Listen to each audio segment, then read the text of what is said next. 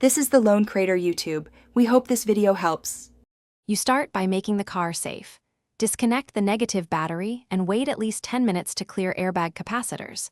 Once done, remove lower steering column trim and knee bolster to expose screws and fasteners.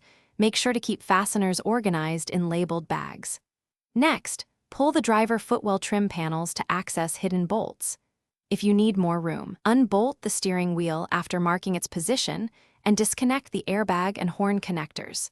This avoids losing alignment later. Continue by removing the center stack. Gently pry off trim bezels, unplug the radio and climate control connectors, and remove their mounting screws.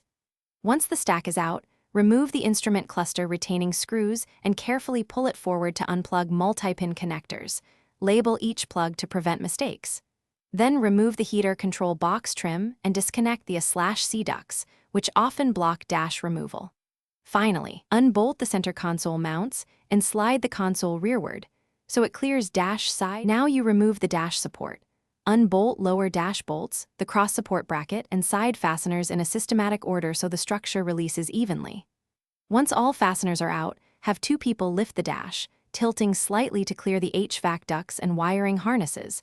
Make sure connectors are free before pulling completely out.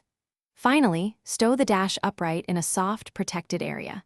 If you hit resistance, stop and check behind the glove box, A-pillars, and under sound-deadening foam for a missed screw.